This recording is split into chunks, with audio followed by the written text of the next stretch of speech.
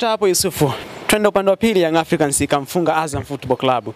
Young Africans anaongoza gap dhidi ya mpinzani wake mkubwa Simba Sports Club takriban pointi 10.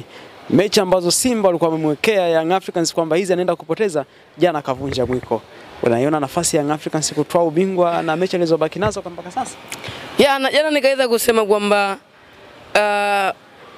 Yanga kutolewa kwenye michuano ya kimataifa haimaanishi kwamba wao ni timu mbaya. Yani Yanga bado ni mwiba kwenye ligi kuu, ni vile tu hawakuweza kuvuka kwenda kwenye hatua ya nusu finali, hususan CAF Champions League. Kwa hiyo kwangu mimi Yanga bado namtaja kama mwiba kwenye ligi kuu kwa sababu amekuwa na nyakati nzuri, amekuwa akiwauliza maswali magumu sana timu pinzani, hususan timu zote ambazo zinashiriki ligi kuu ya NBC Premier League. Tazama kwenye mechi ya jana na kosa wachezaji wake muhimu, mchezaji kama Khalid Aucho, lakini mbali na hapo wachezaji kama kina Yao Kwasi Atula. Mbali na hapo sasa anaumia Pacome Podo Zouzoua. Lakini tazama namna ambavyo waliweza kuishi kwenye kile ambacho walikuwa nakihitaji. Of course watu walitarajia mechi ambazo Young Africans anaweza kadondesha alama ni miongoni mwa mechi ya Azam FC. Kwa nini? Kwa sababu ya kile ambacho kimetokea kwenye mechi ya kwanza, lakini tunaamini kwamba klasi ya Azam FC ni klasi ambayo inaweza ikawa inacheza na mpinzani yoyote na bado wakamuuliza maswali magumu akashindwa kuyajibu. Kwa nini? Kwa sababu ya ubora wa mchezaji mmoja mmoja ambao Azam FC wanao. Wachezaji kama kina Faisal Salum Faitoto, kina Idi Nado, kina James Akaminko na wachezaji wengine, lakini jana Young Africans alikuwa bora kwenye maeneo yote ya uwanja. Tazama namna ambavyo alikuwa anafanya mikimbio wakati ambao anakwenda kushambulia, lakini good enough ni kwamba ni moja kati ya timu ambayo imekuwa na wakati mzuri sana hususan kwenye eneo la kujilinda.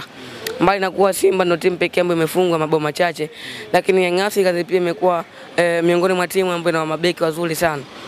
Mbali na kuwa kumekuwa na rotation, lakini nafikiri kocha Ahmed Mulini mmoja kati ya makocha ambao amekuja kufanikisha ubora ambao Young Africans anaopitia kwa hivi sasa. Amekuja kubadilisha kitu kikubwa sana. Kwa nini? Kwa sababu kwanza ameingia katikati ya msimu.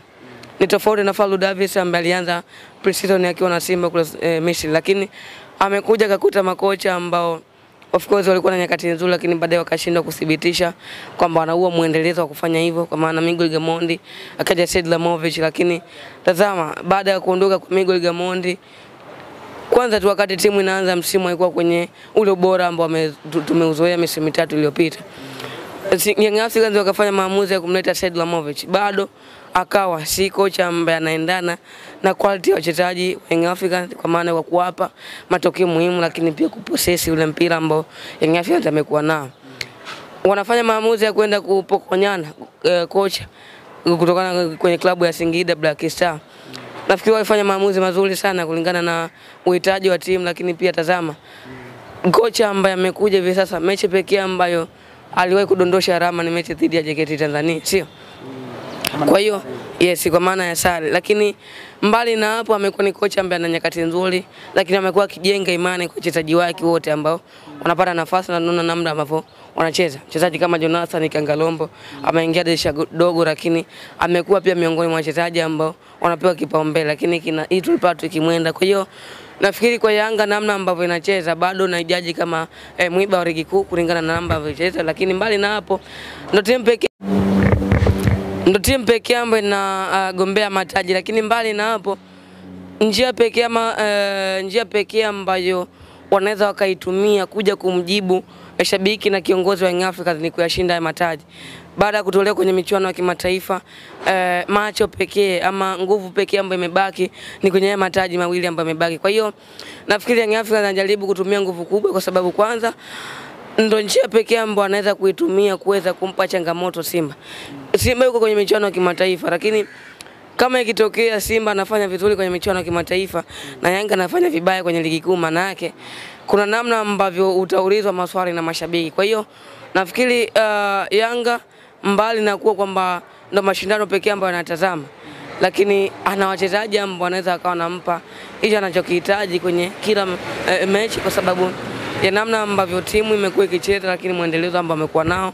Lakini mbali na hapo tupongeze pia jitihada za uongozi wa Young Africans, namna ambavyo zimekuwa na nyakati nzuri. Sauti yangu kwa leo iko vizuri, lakini tulikuwa na mechi leo, tumepiga mechi na kwa maana shule yangu na shule ya timu pinzani. Mimi ndo nilikuwa kocha bwana, nimepiga kelele sana wachezaji, lakini all in all tumepata matokeo ya goli 4-1. Kwa hiyo tuvumiliane kwenye sauti. Yusuf, unampa asilimia ngapi Young Africans sasa kutoa kombe hili, kwa maana gepu na mechi ngumu ambazo mnyama Simba alikuwa amemwekea Young Africans kwa maana huenda akapoteza, imekuwa ndivyo sivyo, Young Africans anaendelea kushinda, unampa asilimia ngapi za kutoa ubingwa mpaka sasa?